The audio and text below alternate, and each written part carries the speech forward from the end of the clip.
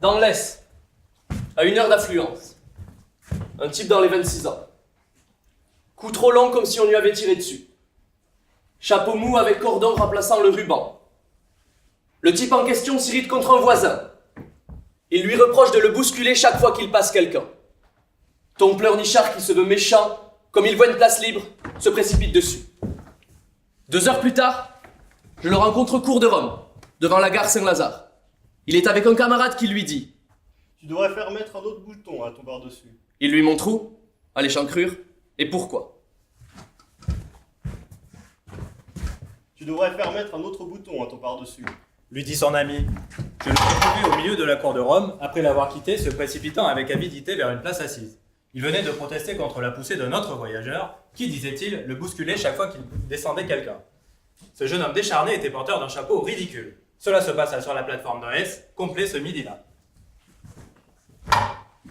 Moi, je comprends ça. Un type qui s'acharne à vous marcher sur les pinglos, ça vous fout en rogne. Mais après avoir protesté, aller s'asseoir comme un péteux, moi, je comprends pas ça. Moi, j'ai vu ça l'autre jour sur la plateforme arrière d'un autobus S. Je lui trouvais le cou un peu long à ce jeune homme, et aussi bien rigolote, cette espèce de tresse qu'il avait autour de son chapeau. Moi, jamais j'oserais me balader avec un couvre-chef pareil. Mais c'est comme je vous le dis. Après avoir protesté contre un autre voyageur qui lui marchait sur les pieds, ce gars-là est allé s'asseoir sans plus. Moi, j'aurais foutu une baffe à ce salaud qui m'aurait marché sur les pieds.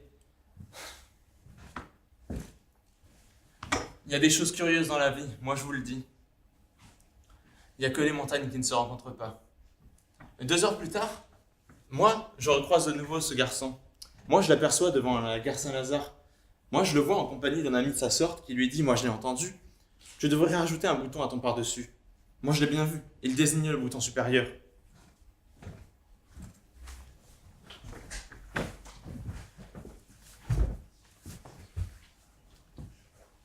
Dans l'autobus S, considérons l'ensemble A des voyageurs assis et l'ensemble D des voyageurs debout. À un certain arrêt se trouve l'ensemble P des personnes qui attendent, soit C, l'ensemble des voyageurs qui montent. C'est un sous-ensemble de P. Il est lui-même l'union de C', l'ensemble des voyageurs qui restent sur la plateforme, et de C2', l'ensemble de ceux qui vont s'asseoir. Démontrer que l'ensemble C2' est vide. Grand Z étant l'ensemble des azous, et petit z, l'intersection de grand Z et de C' réduite à un seul élément, à la suite de la surjection des pieds de Z sur ceux de Y, élément quelconque de C' différent de Z, il se produit un ensemble de mots grand M prononcés par l'élément petit z. L'ensemble C2' étant devenu non vide, démontrez qu'il se réduit à l'unique élément petit z. Soit maintenant grand P l'ensemble des piétons se trouvant devant la gare Saint-Lazare. Z, Z', l'intersection de grand Z et de P. Grand B, l'ensemble des boutons du par-dessus de Z.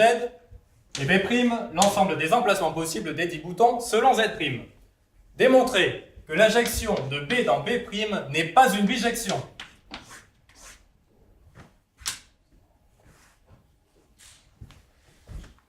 À midi 17, dans un autobus de la ligne S, long de 10 mètres, large de 2,1, haut de 3,5, à 3 km 600 de son point de départ, alors qu'il était chargé de 48 personnes, un individu de sexe masculin, âgé de 24 ans, 3 mois et 8 jours, taille 1m72, pesant 65 kg, et portant sur la tête un chapeau haut de 17 cm, dont la calotte était enroulée d'un ruban long de 35 cm, interpelle un homme, âgé de 48 ans, taille 1m72, pesant 77 kg, au moyen de 14 mots, dont l'énonciation dura 5 secondes et faisant référence à un mouvement involontaire de 15 à 20 mm.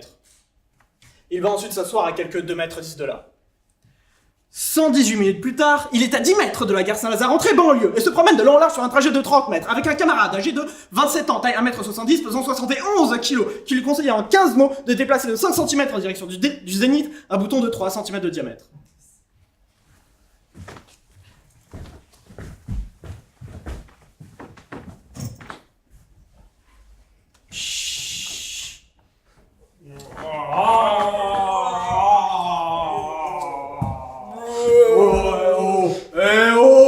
Oh oui.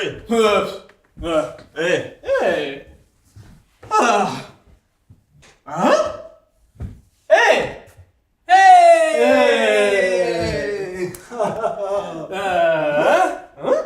Oh.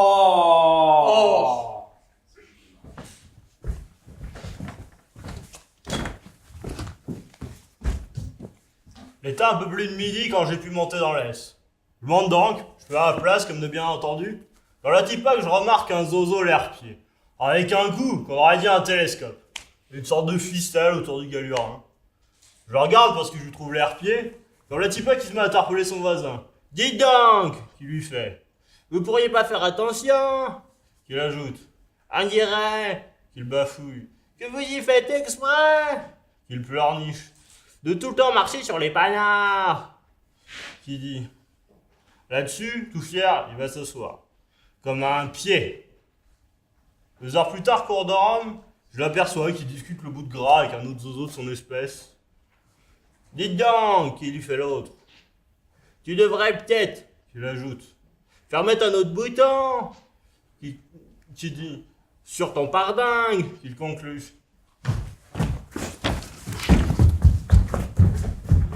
À quelle heure passa ce jour-là l'autobus de la ligne S de midi 23 direction Porte de Champéret? À midi 38. Y avait-il beaucoup de monde dans l'autobus sus désigné? Développé. Qui remarqua-vous de particulier? Un particulier, avec un très long cou et une tresse autour du chapeau. Son comportement était-il aussi singulier que sa mise et son anatomie? Au départ, non, il était normal. Puis, il s'est avéré être celui d'un cyclotomique paranoïaque, légèrement hypotendu et souffrant d'irritabilité hypergastrique. Comment cela se traduisit-il? Le particulier en question interpella son voisin sur un ton pleurnichard, en lui demandant s'il ne faisait pas exprès de lui marcher sur les pieds à chaque fois qu'il montait ou descendait des voyageurs. Ce reproche était-il fondé? Je l'ignore. Comment se termina cet incident? Par la fuite précipitée du jeune homme vers une place devenue libre. Cet incident eut-il un rebondissement? Moins de 2 heures plus tard, En quoi se consista ce rebondissement? à la réapparition de cet individu sur mon chemin, Où et comment le revîtes-vous? en passant en bus devant la cour de Rome. Qui faisait-il? Il prenait une consultation d'élégance.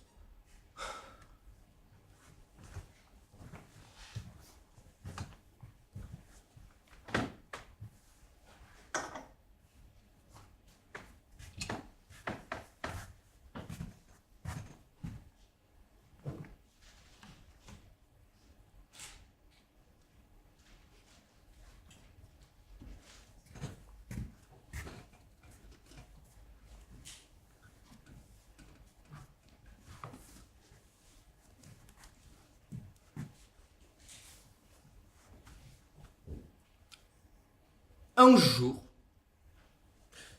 vers midi, je montais dans un autobus presque complet de la ligne S. Dans un autobus presque complet de la ligne S, il y avait un jeune homme assez ridicule. Je montais dans le même autobus que lui.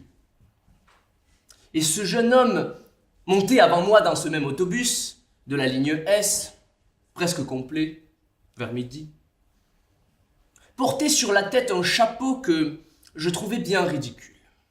Moi, qui étais monté dans le même autobus que ce jeune homme, sur la ligne S, un jour, vers midi. Ce chapeau était entouré d'une sorte de galon, tressé comme celui d'une fourragère. Et le jeune homme qui le portait, ce chapeau et de galon, était monté dans le même autobus que moi. Un autobus presque complet parce qu'il était midi. Et sous ce chapeau, dont le galon imitait une fourragère, s'allongeait un visage suivi d'un long cou. Ah, qu'il était long le cou de ce jeune homme qui portait un chapeau entouré d'une fourragère sur la plateforme d'un autobus de la ligne S, un jour, vers midi. La bousculade était grande dans l'autobus qui nous transportait vers le terminus de la ligne S, un jour, vers midi. Moi et ce jeune homme qui plaçait un long cou sous un chapeau ridicule. Des heurts qui se produisaient résulta soudain une protestation. Protestation qui émana de ce jeune homme qui avait un long cou et un chapeau ridicule. Il y eut une accusation formulée d'une voix mouillée de dignité blessée. Parce que sur la plateforme d'un autobus S, il y avait un jeune homme qui avait un long cou et un chapeau muni d'une fourragère tout autour. Il y eut aussi soudain une place libre sur cet autobus de la ligne S, place que convoita très vite le jeune homme, place qu'il convoitait parce qu'il ne voulait plus se faire bousculer sur cet autobus de la ligne S. Un jour, vers midi. 2 heures plus tard, je revis ce jeune homme que j'avais vu auparavant sur cet autobus de la ligne S ce jour-là, vers midi. Il était avec un camarade de son acabit qui lui donnait un conseil relatif à un certain bouton.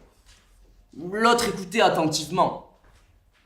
L'autre, c'est ce jeune homme que j'avais croisé ce jour-là sur la plateforme d'un autobus S, un jour, vers midi.